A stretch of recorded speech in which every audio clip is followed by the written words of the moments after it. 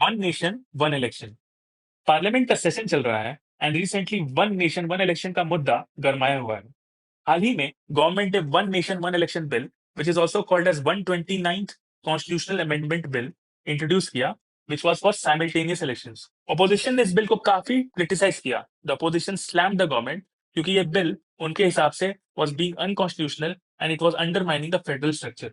आपको बता दें कि one nation one election bill को पास होने के लिए constitutional amendment of special majority की जरूरत है, जिसमें 2/3 of the members present and voting. Apart from that, there should be ratification by states. Apart from that, there should be ratification by at least half of states through simple majority. ये condition है। जब ये condition meet होगी तभी ये bill 129 constitution amendment bill act में बदला जा सकेगा। One nation one election bill में एक और खास बात थी। It was the first time in Indian history that an automatic vote recording machine was put to use in the new Lok Sabha chamber, जिसमें कि 369 मेंबर्स ने अपना vote automatic vote recording machine के तहत डाला, जबकि 92 मेंबर्स ने अभी भी स्लिप यूज किया। ये दर्शाता है डिजिटल इंडिया का इम्पैक्ट धीरे धीरे सब जगह पहुंच रहा है एंड मेरा देश बदल रहा है। आइए आगे बढ़ते हैं एंड इस मुद्दे के बैकग्राउंड पर आते हैं।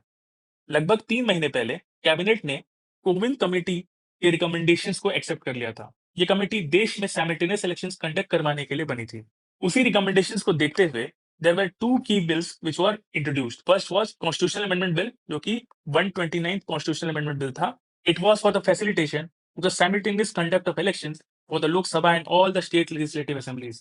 मतलब लोकसभा के इलेक्शंस और पूरे स्टेट असेंबली के इलेक्शंस साथ में कराने के लिए ये बिल इंट्रोड्यूस हुआ था। Second, there was also one ordinary bill to align the election cycles of the assemblies in Delhi, Puducherry, and Jammu and Kashmir with the simultaneous poll framework. इनका उद्देश्य या एम ये है is to streamline the election process and देश में हो रहे लगातार इलेक्शंस को कम करना है। हालांकि union government has not confirmed any timeline for the implementation of simultaneous polls कि वो 2029 में होंगे या 2034 में होंगे या कि उसके बाद होंगे। एक और बात निकल के सामने आई कि ये बिल्स को जेपीसी, जो कि ज्वाइंट पार्लियामेंट्री कमेटी है, उसको भेजा जाएगा। आइए ब्रीफ में जानते हैं कि व्हाट इज जेपीसी और joint parliamentary committees. It is an ad hoc body which acts as a mini parliament to carry out detailed scrutiny of a specific matter within a specific time frame. ये एक ad hoc body है, temporary body है, जो कि एक mini parliament की तरह काम करती है एंड डिटेल्ड स्क्रूटनी करती है कोई भी मैटर जिसको रेफर किया जाता है। इसके मेंबर्स दोनों जगह से हो सकते हैं, Lok Sabha and Rajya Sabha, as per that the party strength. And the JPC is formed when the motion is adopted by one house and it is supported by the other house. The ruling party BJP will also conduct an awareness campaign over the idea of one nation one election. Ruling party BJP के leaders, BJP के जितने workers हैं, one nation one election के benefits के बारे में देश में पूरा प्रचार करेंगे। The union government did not consider any draft legislation to align local panchayat and municipal polls with the Lok Sabha and state assembly election. जब कोविंद कमेटी ने अपने रिकमेंडेशंस रखे थे, तब उन्होंने साइमल्टेनियस इलेक्शंस की बात में Lok Sabha, state assembly as well as panchayat elections की बात रखी थी। बट अभी का जो 129 कॉन्स्टिट्यूशनल अमेंडमेंट बिल है, इसमें पंचायत इलेक्शंस के बारे में कोई बात नहीं की गई है। इससे झलकता है कि centre is opted for a step by step implementation of the simultaneous elections. इस प्रोसेस को स्मूथ रखने के लिए धीरे धीरे हर चीज लाना चाहती है। आइए जल्दी से जानते हैं कि कोविंद कमेटी ने क्या रिकमेंड किया था। The committee said that the first phase will involve aligning Lok Sabha and state assembly elections followed by synchronized municipal and panchayat elections within 100 days. The newly formed state assemblies, जो states नए बने हैं, will have a shortened term to align with the next general elections. Committee has also proposed an implementation group to oversee these reforms, and it will introduce Article 324A for panchayat and municipality elections.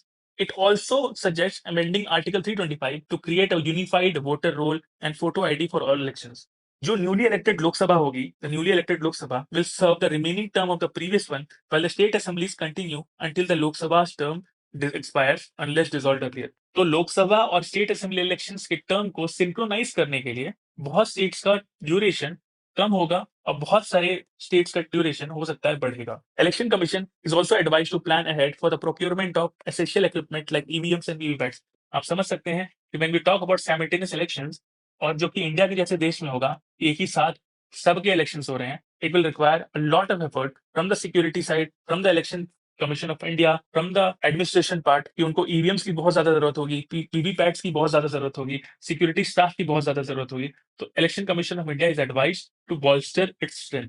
आइए जल्दी से इसके challenges समझते हैं opposition का कहना है कि it will harm the democratic spirit of the Indian polity. Opposition का यह भी कहना है कि इससे नेशनल इश्यूज ओवरशैडो करेंगे लोकल कंसर्न्स को, and there will be need for many constitutional amendments which may create constitutional challenges in future.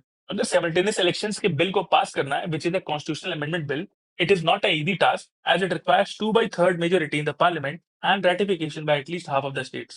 Key amendments to Article 83, Article 85 2B, Article 174 2B, Article 356, as well as Article 75 subclause 3. Apart from that, the changes to Representation of People's Act 1951, it poses a multiple challenges. Apart from that, जैसा कि हमने देखा, EVM, polling और security staff का मुद्दा simultaneous elections को complex करता है। आइए जानते हैं what are the advantages of simultaneous elections. Simultaneous elections को लागू करने के बाद there will be GDP growth around 1.5% higher GDP growth, which will add 4.5 lakh crore in fiscal year 2024, which will be half of the public health and a third of education spending. तो आप देख सकते हैं कि सोशल सेक्टर स्पेंडिंग बहुत बढ़ जाएगी। It will also control physical deficit. शुरू में फिजिकल डेफिसिट थोड़ा इंक्रीज होगा, बट बाद में वो कंट्रोल हो जाएगा। गवर्नमेंट एक्सपेंडिचर भी बढ़ेगा, 17.67% increase in public spending.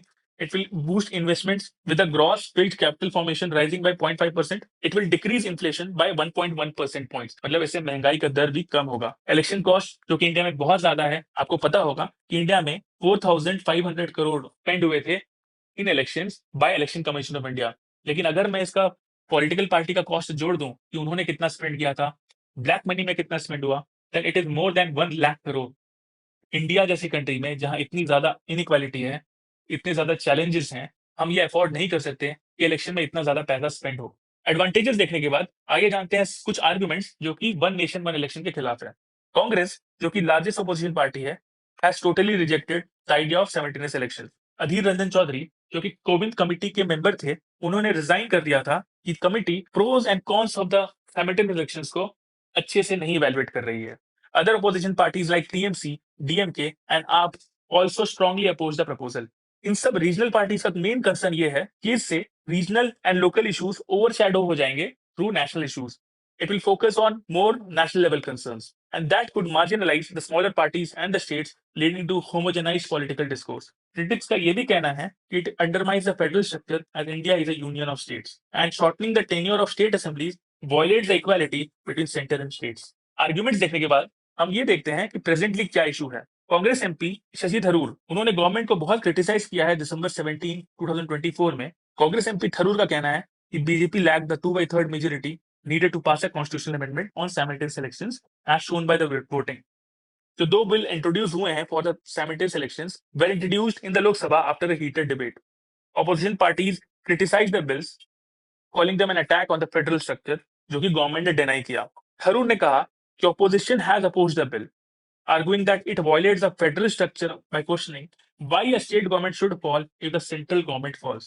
Presently, ये नंबर गेम पे टिका है, जिसकी लाठी उसकी भैंस। जिसके पास ज्यादा नंबर है, जिसके पास सफिशिएंट नंबर्स हैं, वो बिल पास करवा पाएगा। फॉर एग्जाम्पल, अगर गवर्नमेंट के पास रिक्वायर्ड नंबर्स हैं 2/3 मेजोरिटी लाए, तब government can easily pass a bill.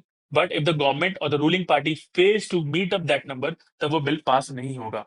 आइए जानते हैं कि अभी what is the condition now. The amendment जो कि रिकमेंड हुए थे कोविंद कमिटी द्वारा requires 2/3 majority in the Lok Sabha. Based on the vote, it appears that BJP, which is the ruling party, lacks that majority with only 269 votes for that support and 198 MPs are opposing it.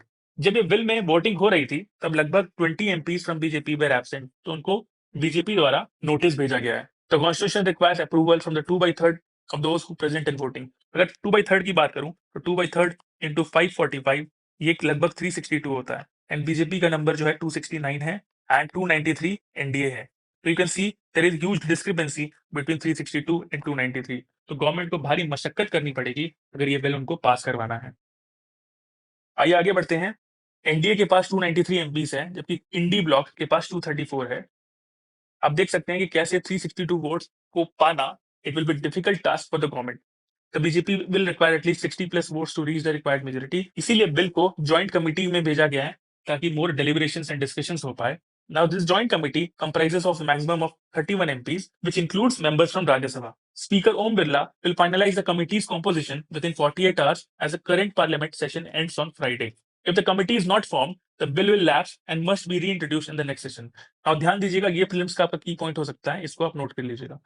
If the committee is not formed, then the bill will lapse and must be reintroduced in the next session. आइए आगे बढ़ते हैं.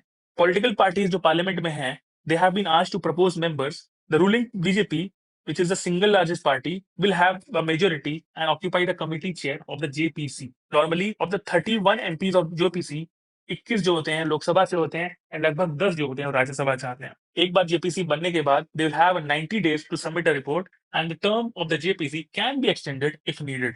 अब JPC करेगी क्या?